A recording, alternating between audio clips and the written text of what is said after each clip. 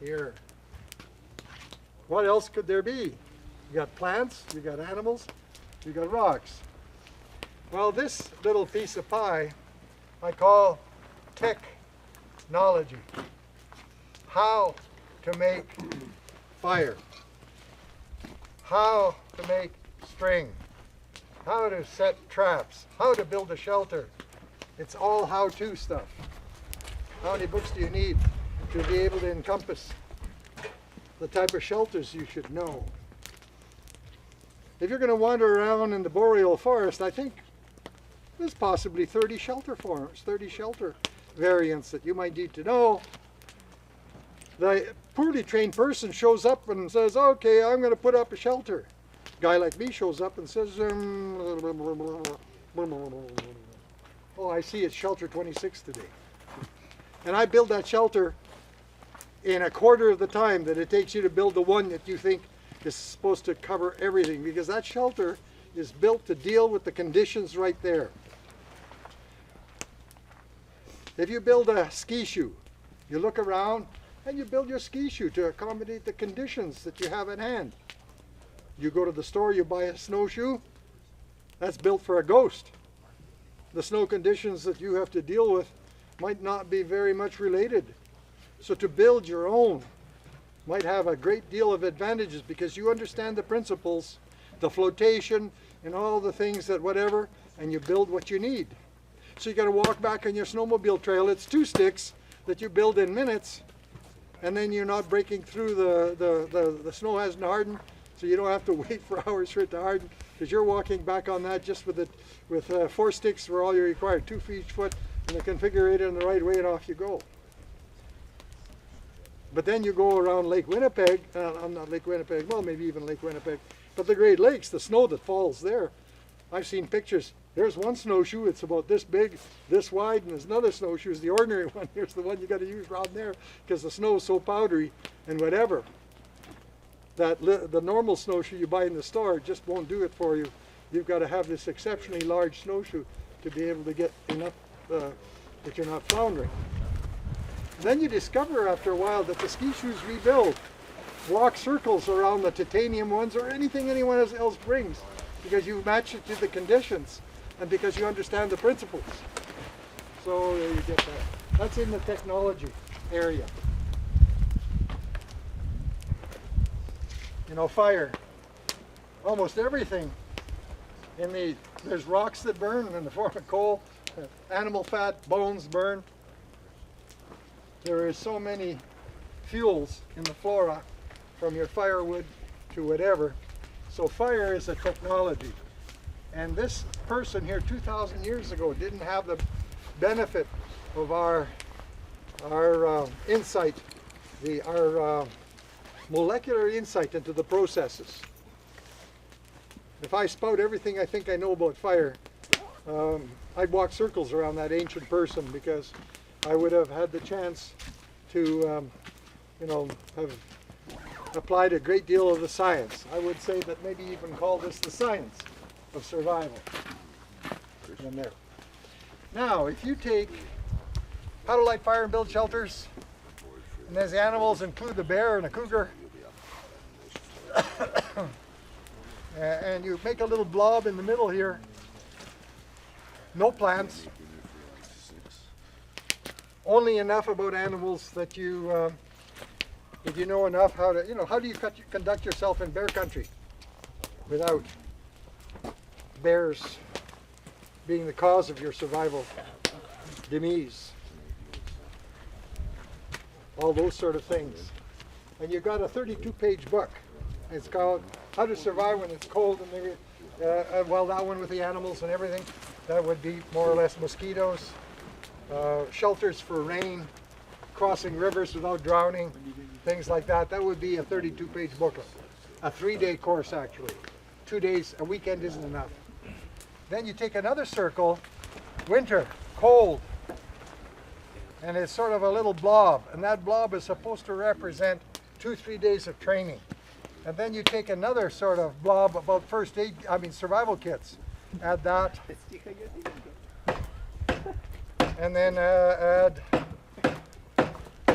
the deep, bitter cold and deep snow, bitter cold and no snow, summer, and survival kit. That's four courses. And that circle that you create here is called basic survival, where the training that you do would suggest that you keep yourself alive until rescue occurs. That your focus and all your energy, but you have told somebody where to look for you, to the means where it means something.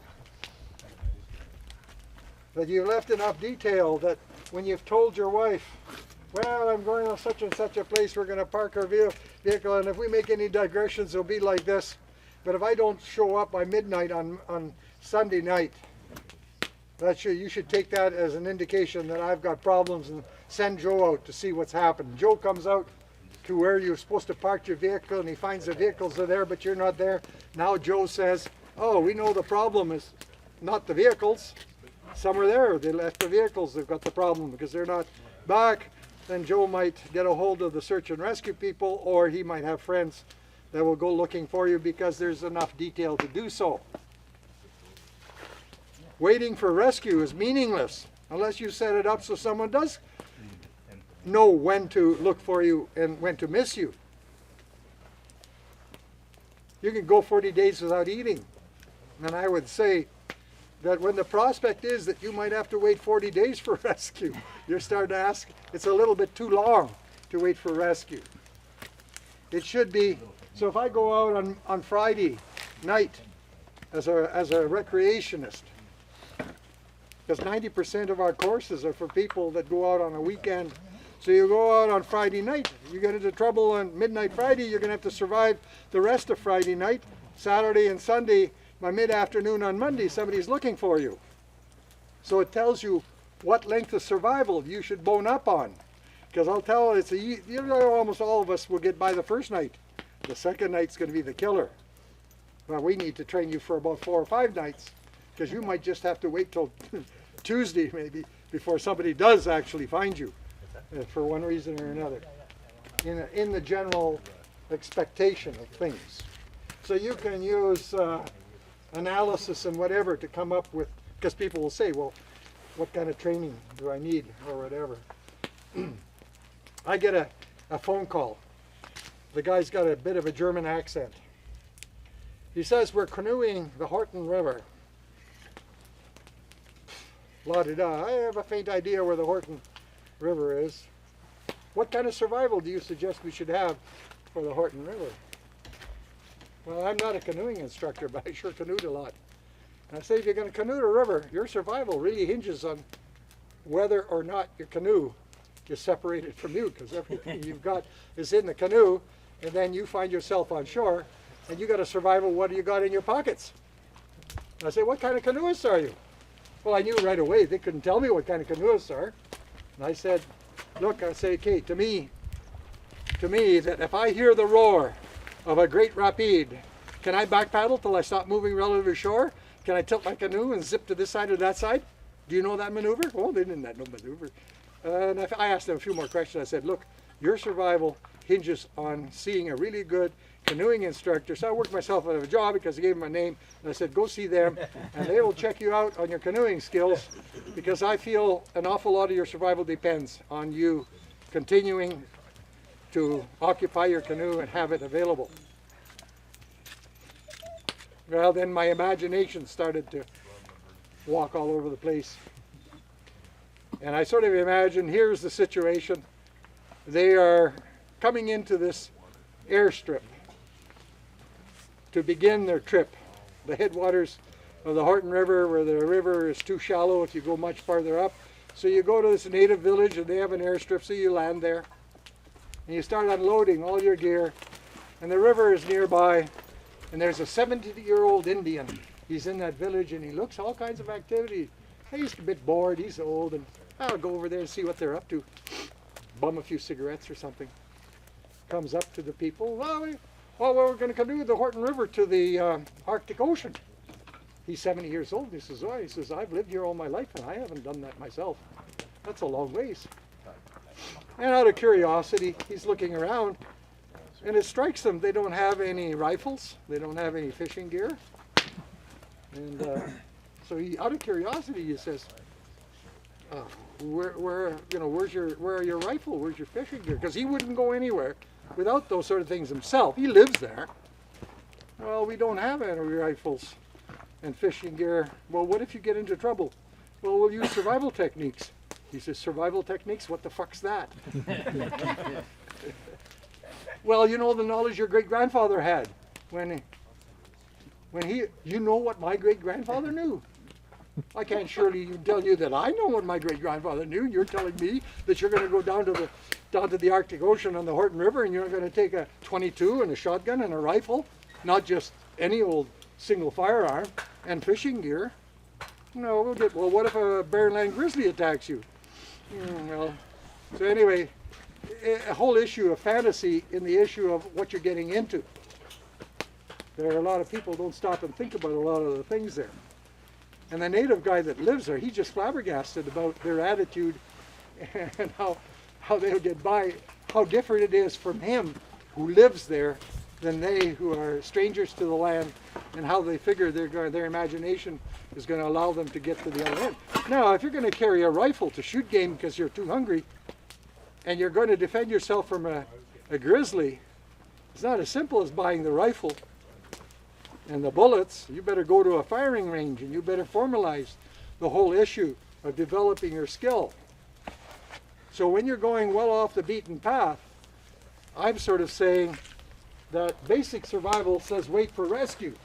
Well, when you're going down the Horton River, if you're halfway through the trip and you have a big disaster, you're going to be waiting for a month or more for the airplane who flies to where they're supposed to meet you at the Arctic Ocean. They find you're not there, so they try to fly up the river to find out where you are. It's not going to be day after tomorrow. It's going to be month after next. Are you up to it?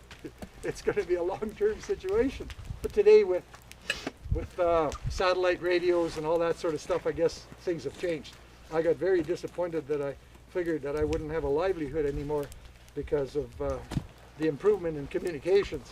And someone said, oh, you still got to teach survival because you got to wait your turn. And so you got to change it a little bit, perhaps, so that if you've got radio communications of reasonable quality, that could have a big bearing on how well you do. But then if the canoe turns and your communication has gone down or whatever, so you're always sort of saying, well, it's nice to have this, but what happens if the batteries die, or this happens, or this happens? So you fall back on barehanded survival as being perhaps the ultimately desirable, but you're saying how many years have you got available to get that skill? Because that skill is not acquired by a simple whap to the head with a willow stick. You have to undergo the training. Now you can you learn how to fly an airplane from a manual? Can you learn how to drive a car from a manual? Can you learn how to swim from a manual? You probably can, but if you got a really good swimming instructor, or you got a good driving instructor, flying instructor, it happens pretty quickly in comparison to you looking at the book and doing it. I have a flying manual written before the First World War. It was quite the evolution of flying training. Airplanes started to become available.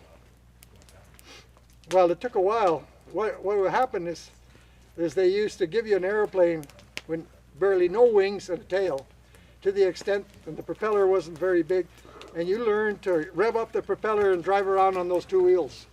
Learn to do that. And then after a while, they give you enough wing that when you revved up, you hopped. And then finally, you got the airplane. When you took off, you were flying. For you to land, you had to talk to people, watch other people land, so that because there wasn't anybody with you helping you with that. You had to acquire it all. Then they sort of occurred to them that the instructor could sit behind you and reach over your shoulders. That occurred to them first. And then it took a while that they made the instructor have his own controls behind you, so he could control the plane and you could control the plane. It took quite a while before that developed, the years before finally that developed. So it took quite a bit of transition for them to figure out just how you're going to teach a person how to fly. Anyway, what can we do?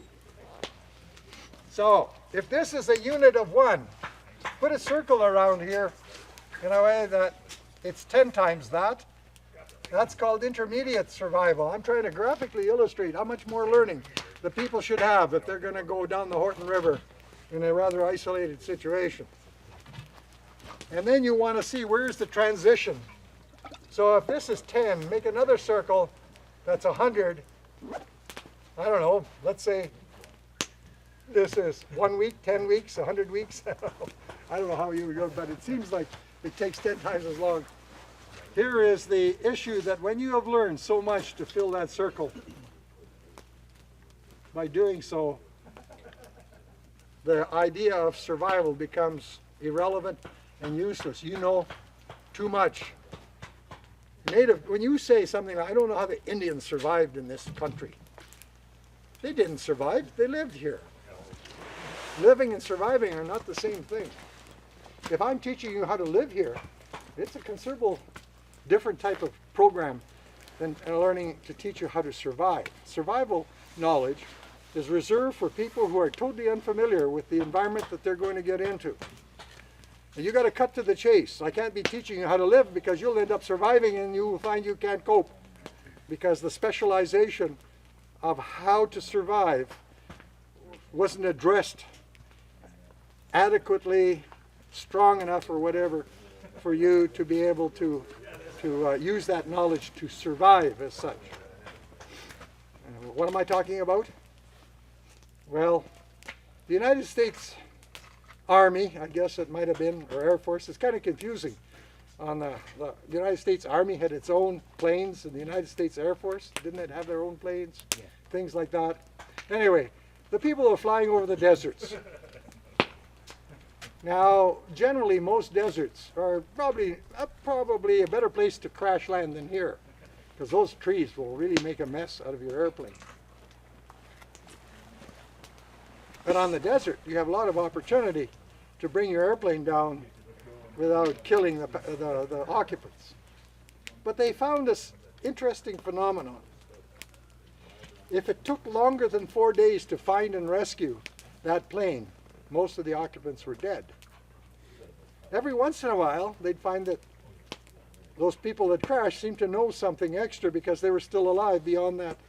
But generally, if it took longer than 4 days to locate that plane, the occupants had died from the stress of the desert. And it occurred to them it was costly to replace a pilot that died, perished needlessly.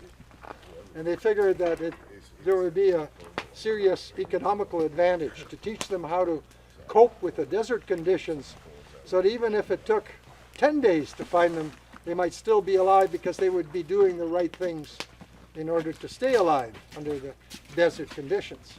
And they figured, who should know better how to survive in the desert than the Sahara Arabs? So they figured they'd study how they do that and write the manual. And when they went to study how the Sahara Arabs survived in the desert, they discovered that the Sahara Arabs didn't know how to survive in the desert. They just lived there. Now we could almost say, we're talking about survival in an environment to this guy I'm talking about here 1,000 years ago. He didn't survive, he lived here. There's a big difference. And that main difference is that he was born in the bush. He's looking over his mother's shoulder if she's carrying him on her back, and he's immersed in that lifestyle right from day one, which is that's something we don't have because we're modern, because we're brought up somewhere else, and we don't have that advantage. And as a result, we have to regain a tremendous amount of lost ground on account that we never started so early. So if you went to the Sahara Arab and say, how do you survive in the desert? He would probably, like that old Indian, say, this word survival, what does it mean? And then he'd go, well,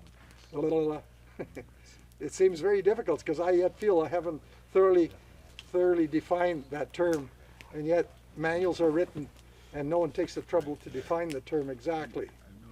But most certainly is misuse that if you say they don't know how the Indians survived in this environment. They didn't. They starved to death because there was no food to eat. I studied the sunspots, and there's this EMT, what is it, this electromagnetic emanation that the sun can throw off if it happens to hit the earth instead of going off somewhere else. It fries all our electric wires. It happened in the 1840s, called the Carrington effect. The effect is so, what is it set the telegraph offices on fire, and if the telegraph lines were facing in the right direction, the wires got so incandescent that they glowed to the point of breaking and then setting vegetation on fire. Just think of the horrendous problem we would have if that happened to our electrical wires and pylons and everything, how long it would take before all those things would be established, and how much everybody would have to live without the benefit of electricity and that sort of stuff. And it's so easily done. I used to think the sunspots had something to do with being on one side of the sun and the sun slowly rotated, but I discovered in more recent, there's a very extensive article in National Geographic, and it's the issue of what's going on inside the sun. And on a period of 11 and a half years, this sort of churning action surfaces, and that has such an effect on the climate. There was an outdoor center in Minnesota, and I don't know what kind of tree it was. It had a stump this big, and the tree fell down, so somebody cut it neatly, and they were in the process of sanding it to make it into something like maybe a sundial.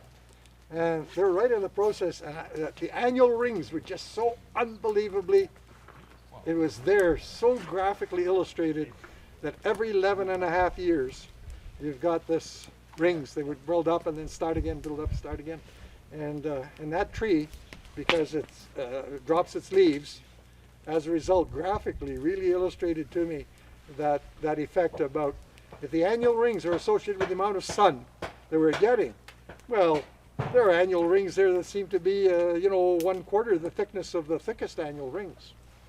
So we have that problem, besides the fact that we're polluting the atmosphere and we're having this so-called greenhouse effect.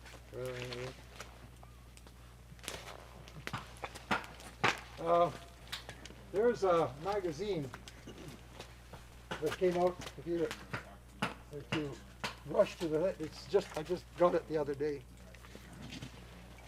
Whenever I see the word survival, I buy it because that's the way I keep current. Part of professionalism.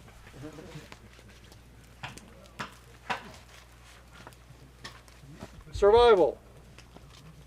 Is your family prepared?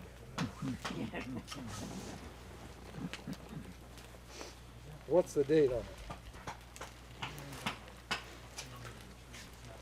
Why do they make it so hard to find out what the date is? It should be on the spine. On the spine of the... Oh, what's that? On the spine? On the side? Yeah, that one's on the Survival shelves, Guide 2016. But it doesn't say. Well, anyway, that's irrelevant. There's some interesting things in here that I should bring to your attention. This magazine lists all the possible ways, whether it's an asteroid, or that EMT, or social upheaval, or other things that could bring on the apocalypse, or Ragnarok, or whatever you want to call it. You list it really well, but you gotta search for it. One thing that caught my attention was an issue about paracord. In my old age, I got to start communicating with these people. But anyway, so this guy, who I think has got a doctorate, maybe he's an MD, I don't know. He made a belt that had 100 feet of paracord in it, or somebody made it for him. And twice in his life, it saved the day. When his daughter caught in quicksand, he had enough length of rope to help pull her out, and there was somebody else. And I thought, hey, I never thought of it that way. What if you make that belt with a sweet saw blade in it? Because they didn't know that. That would be the ultimate, whatever, I gotta find what that is. There's the article. Anyway.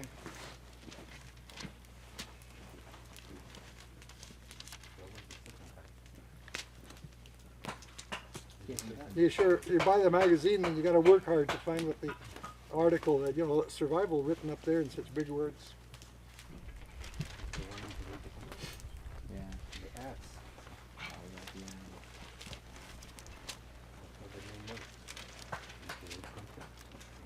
Don't ignore your brakes. Welcome to Bikerland. The guy marries a biker chick. That's kind of survival. She has to teach him Yeah, how we to need use it. survival for that one. Depends how heavy she is. You look at that fishing guide. Man, I'd hire her any day. She's quite cute. Fight or flight. Now it's interesting to read this article about two guys that they're going to go up this mountain and they're half baked and it becomes a rescue operation because no one had coached them on how to not get into trouble. Anyway, the real utility belt. So this guy, he's experienced 3 fires. So now he's paranoid enough that he wants to make sure he's got enough rope with him that he can escape generally. So he figures 100 feet of paracord would help that. Well, 500-pound test. You better make sure you don't weigh much more than 200 pounds. I almost knocked my eye out. There's so much elasticity in paracord that I think it could break your breastbone if you did things right. So you got to be. So he's got some kind of a device that helps you ascend or descend.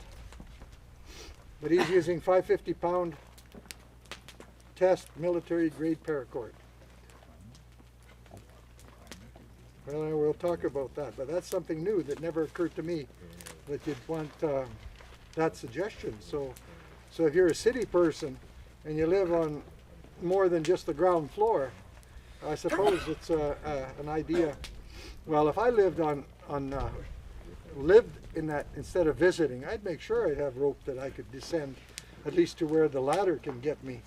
And there is a device that comes that's made out of a piece of wood that helps you be able to descend under control, and it doesn't cost very much. I've got that sort of stuff in my thing, but I just picked this up yesterday, and I haven't had a chance to digest it. But I'm trying to see where this guy used it to rescue his daughter and rescue someone else. But anyway, later I'll talk about how you get into trouble through stupidity. When you go walking in the mountains, surely you should realize that when you go up the mountain, unless you've had a good view and you've got maps, you go down the way you came. Because the simple is that you go down some other way, there's apt to be at least a 20-foot cliff, and if you fall over 20 feet, you're probably going to be pretty mangled, let alone 200. So they were a little bit uncautious about that little pointer. I've done a lot of mountain walking, so I was smarter than they were. Anyway, so here it is. I probably have a stack of magazines of different, this is the first time I think I've seen Popular Mechanics in a long time. The one that really, the Popular Science, Popular Mechanics, they often have an article about what a 40-year-old man should know. And they leave out an awful lot of things that I figure a 40-year-old man should know if you're going to be sort of a Boy Scout. All right, 15 more minutes and I'm on my way home. So, you understand that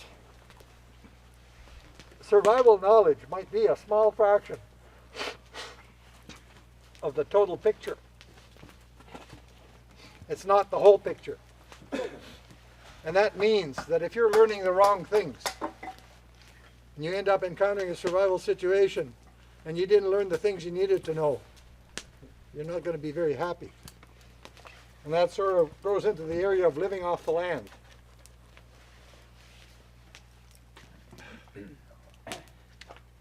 If you don't know what you're doing, you die sooner. If you know what you're doing, you live like that Indian because you've had the time to learn how to live off the land properly. how do you know you're going to catch enough rabbits? What if there is no rabbits? The likelihood is pretty strong that there is no rabbits. And your survival episode might left you incapacitated to run a trap line. So you're a conventional person, you catch a rabbit, throw away the guts, strip off the hide, throw away, lick your chops as you roast the carcass, and you find 10 days later eating such a high amount of protein has caused your kidneys to fail. And if you'd have left that rabbit alone and sat under a tree, just kept drinking enough melted snow water, you'd be alive probably 40 days later. And here you did yourself in 10 days because living off a rabbit carcass without eating the total rabbit, the contents of the intestines and all the organs and the skin, you singe off the hair because the amount of fat that you get in proportion to the amount of carbohydrate, if you don't do that, you won't be able to sustain yourself indefinitely with rabbits. So your lack of knowledge has caused your own demise probably 4 times sooner than if you just left the rabbits alone and devoted your energy and everything to staying alive and making sure you slept well enough and you made sure that you drank enough water. And you try to stay alive as long as possible to give the rescuers a greater chance of finding you. And it's a complex issue. That's my opinion on it. Take it or leave it.